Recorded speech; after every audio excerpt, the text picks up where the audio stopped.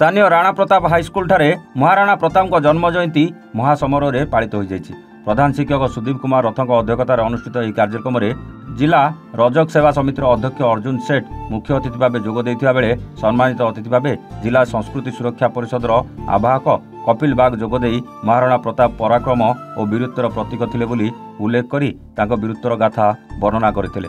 अन्यमानक मध्य शिक्षक नवीन सावत, सामाजिक कर्मी संतोष पंडा, प्रदीप कुमार साहू, निगमानंद बिहार, संकीर्तन परिषद सभापति बांका बिहारी साहू, छात्री शालीना शाह, रुचि माझी, मुस्कान शाह, काम्या शाह प्रमुख उपस्थित रही महाराणा प्रताप को भारतर अद्वितीय वीर बोली उल्लेख करी अतुलनीय वीरत्वर प्रतीक बोली आलोचना करी श्रद्धांजलि अर्पण करथिले। कार्यक्रम संयोजक राणा प्रताप स्कूल संस्कृत शिक्षक पंडित गोपबंधु पुरोहित एभली जड़े प्रबल प्रतापी वीरंक नाम नामित राज्यर एकमात्र विद्यालय बरगढ़ स्वतंत्र परिचय सृष्टि कर उल्लेख करी स्कूल नामकरण करथिबा उद्योक्ता मानकु साधुवाद जणाइथिले।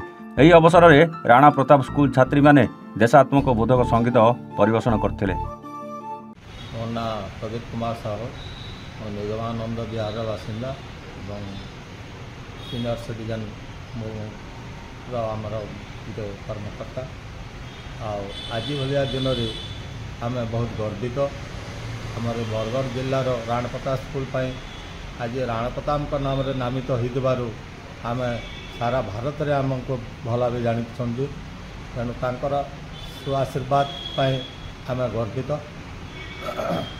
से जन वीर पुरुष थिबारु आमर भारत पर बहुत किसी से अवदान देइछन्ति। मोर ना अर्जुन सेठ, मु जिला रजक सेवा समितिर अध्यक्ष। आओ आज रही महान पराक्रमी महान योद्धा राणा प्रताप जयंती अवसर में राणा प्रताप हाईस्कल तरफ मते मुख्य अतिथि बोली डाकी मु गर्वित अनुभव करुछि। Bargarh Vijay Kumar Mishra report, Evan Odisha.